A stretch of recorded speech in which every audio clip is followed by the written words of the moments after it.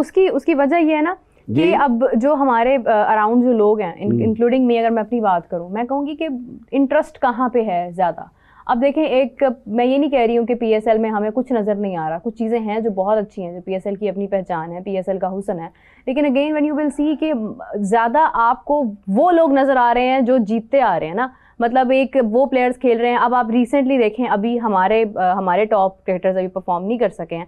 Last 2 matches के अंदर तकरीबन सेम इनिंग्स खेली हैं। विराट कोहली ने भी 70+ इनिंग्स खेली हैं, रोहित शर्मा ने भी 70+ इनिंग्स खेली हैं, शुभमन गिल ने अभी 90 का रन उसने अपनी इनिंग्स खेली हैं और मैच वो विन कर रहे हैं। तो मतलब आप देखें यहाँ पे नजर ही नहीं आ रहा। सवाल किया है, हुस्न तो अब रहा नहीं, ये जो पीएसएल है ना, इसमें हुस्न कोई नहीं रहा, पहली बात ये है।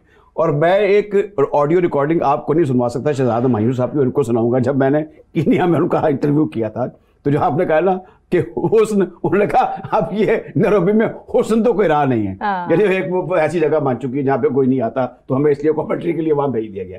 All said and done, I tell you, क्या हम बड़े खुश हो रहे हैं ये बातें करके? हमारा दिल तो इस वक्त खून के आंसू हो रहा है कि आपने एक अच्छी बनी बनाई चीज को, जिसपे बड़े लोगों ने अपने खूने जिगर दिया था 2016 के बाद, और बड़ा हुआ था, और लोग the people were jealous of के आजू बाजू के लोग। तो आपने खुद उनको एक गज़ा फराहम किया है कि आपकी जो टीम है वो इंतजार कर रही है कि फलां प्लेयर तो भी आ जाएगा, अक्खियां उड़ीदियां दिल बाजा मारता भी वो फलां आ जाएगा, वो रीइंफोर्स कर देगा और हमारी टीम बन जाएगी। अब देखे ना, आपने बात की अब बाबर आजम की बात की। बाबर आजम से पूछे कि जब आपने भाई साहब 46 कर ली हैं, तो आप इसको 96 या 106 में क्यों नहीं बदल रहे? आप बड़ा स्कोर करने की पूछे, आ गया जिसका इंतजार था, वो शाहकार आ गया। आप 40+ रन बना के आउट कैसे हो गए? हमने ये 40 की मरतबा की है। गेंद फुटबॉल नजर आना शुरू होता है, और उसके बाद जब आप 100 करते हैं, फिर अगले दिन जब आप अगले मैच में जाते हैं तो खुद ही गेंद बल्ले पे आके 7 चौके लगाए हैं। बल्कि हाफिज साहब, मैं इस पे आपका भी जवाब देना चाहूंगी। 7 चौके लगाए हैं। देखिए, हर मैच में बिल्कुल नहीं इस बात की कायल हूं कि अब आप हर मैच में आपने छक्के चौके लगाने ही लगाने हैं और आपने मतलब कोई बड़ी इनिंग्स ही खेलनी है। मैं इस बात की कायल नहीं हूँ। हर दिन एक जैसा नहीं होता और हर प्लेयर की टेक्निक भी एक जैसी नहीं होती है। लेकिन एक सवाल आता है माइंड में, जब आप देखते हैं कि किसी प्लेयर के 46 रन हैं और उन रन्स के अंदर एक भी छक्का नहीं है, 7 चौके लग गए हैं, लेकिन साथ ही वो आउट भी हो गए। मतलब एक उनकी एक अच्छे टच में है, वो खेल रहे हैं, स्कोर कर रहे हैं, चौके भी लग रहे हैं, बाउंड्रीज लग रही हैं, छक्का नहीं लग सका, चले कोई मसला नहीं है, लेकिन ये है कि वो रन्स वहां से और भी बढ़ाए जा सकते थे। क्या ऐसी प्रॉब्लम आई कि अगेन एक बार फिर स्पिनर जो है वो उनके गले पड़ गया? छक्का वैसे डेविड वार्नर ने भी कल कोई नहीं लगाया, बल्कि वो तो जब से आए उनकी इनिंग्स ही नहीं नजर आ रही है मेरे को। छक्का कल डेविड वार्नर ने भी नहीं लगाया, और उन्होंने भी 47 गेंदों पर 60 स्कोर किए हैं, और बाबर ने 41 गेंदों पर गालिबन 46 रन स्कोर किए हैं। देखिए, बाज़ औक़ात आपको सरफेस क्या ऑफ़र कर रहा है। हाँ, फुटबॉल और हॉकी से क्रिकेट इसलिए मुख्तलिफ है कि फ़ुटबॉल में और हॉकी में सरफेस का कोई अमल दखल नहीं होता। हाँ, ठीक है, उसमें सारा आपका स्टिक का कमाल है और फुटबॉल में सारा आपके किक का कमाल है। क्रिकेट इसलिए मुख्तलिफ है, बड़ी लाइन बोली आपने, स्टिक का कमाल है, यहाँ पे किक का कमाल है। क्रिकेट इसलिए मुख्तलिफ है कि इसका कमाल है, किक का कमाल है, वहाँ पे स्टिक का कमाल है। क्रिकेट इसलिए मुख्तलिफ है कि इसमें आपकी जो फितरती चीज़ें हैं वो असरअंदाज होती हैं। हाँ। इसमें मट्टी असरअंदाज होती है, इसमें धूप असरअंदाज होती है, इसमें हवा का असर अमल दखल है, इसमें आप हर शहर जहाँ भी जाएंगे उसके मुख्तलिफ तकाज़े हैं। बाबर की जहाँ तक ताल्लुक़ है, कल कुछ रन उन्होंने किए हैं, ये उनकी इस चौथे मैच में पहली इनिंग्स है जिसमें वो डबल फिगर में गए हैं। बिल्कुल। और जैसे भी राजा साहब फरमा रहे थे कि उसको 100 करना चाहिए था, बिल्कुल करना चाहिए था, लेकिन जब आप लोग होते हैं कॉन्फिडेंस में, चीज़ें आपके लिए नहीं चल रही होती जैसे आप चलाना चाहते हैं, तो वो फिर आपके साथ ऐसा होता है कि एक सिंगल के लिए आप वो रिस्की शॉट खेल लेते हैं कि अगर आप उसको किसी और तरफ भी खेलते तो सिंगल ही होता। हाँ। तो आप बेहतर फैसला नहीं कर पाते हैं जब आप खेल रहे होते हैं। तो सीधा बॉल उन्होंने खा लिया टांगों पे और वो आउट हो गए। लेकिन पिच उतना आसान नहीं था जितना कि आपको अमूमी तौर पर T20 मैचेस में नज़र आता है। अगर पिच आसान होता तो कभी भी डेविड वार्नर 60 के रन्स करने के लिए 47 बॉल्स ना लेते, ठीक है।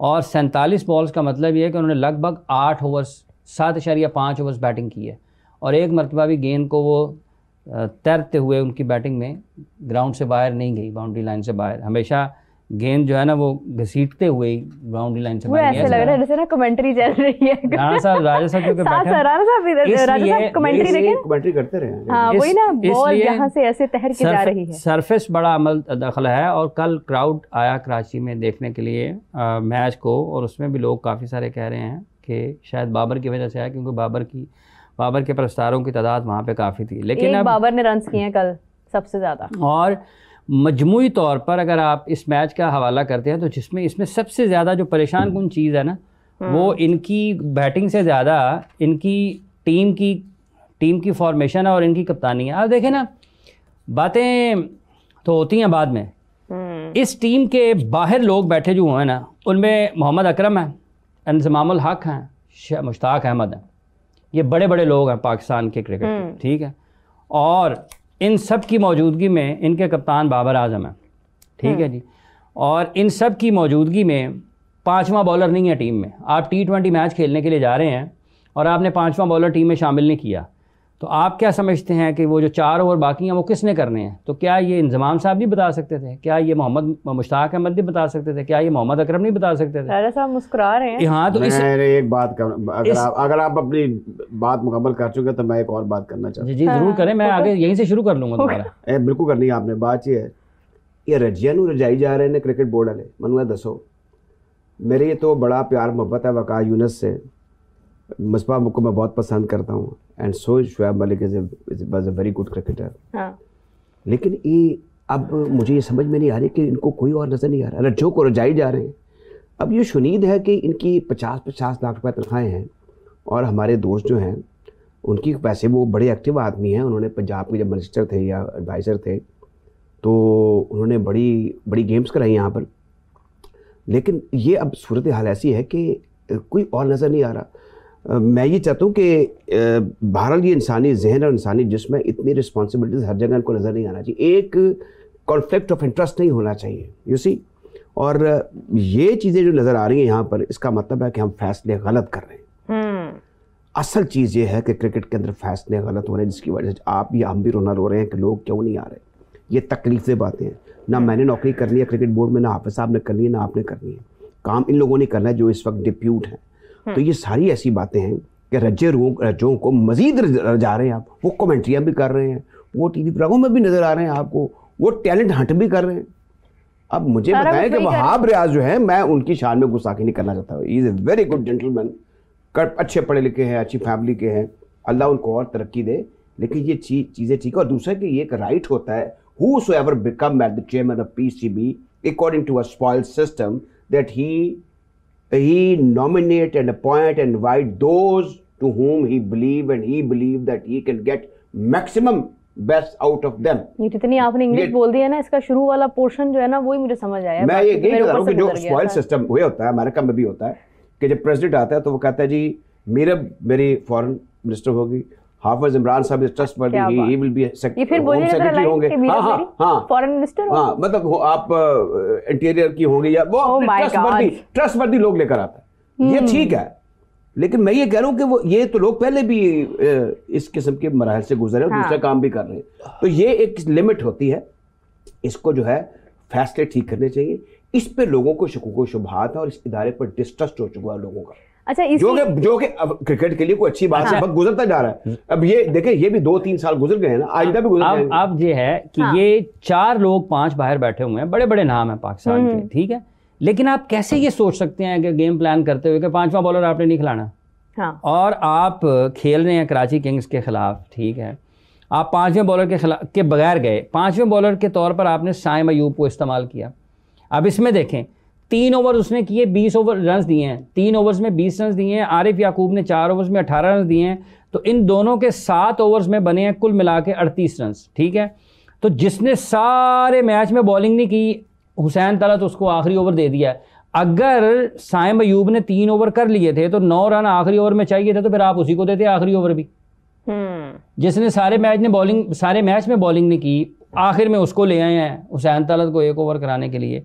तो ये जो हिकमत अमली की चीज़ें हैं, ये अगर इन बड़े बड़े लोगों की मौजूदगी में भी इस तरह की होंगी तो फिर लोग सवाल तो उठेगा ज़हन में क्या हो रहा है। ये कल वाले मैच से जो पहला मैच था ना कराची किंग्स का, जो परसों वाला मैच था, उसमें भी यही इन्होंने किया। मोहम्मद नबी को ऐसे ही मतलब ये बीच में मेरे ख्याल से इन्होंने ऐड किया था ना, मुझे लगता था वो भी फैसला अजीब ही था। अच्छा, वैसे जो लोग अब बात करने इतना जिक्र नहीं करते, जो IPL में जो लोग नहीं हैं उनमें से बेस्ट जो है उनको ड्राफ्टिंग में या टीमों में मदऊ किया गया या किसी न किसी कैपेसिटी से यहाँ पे आ चुके हैं।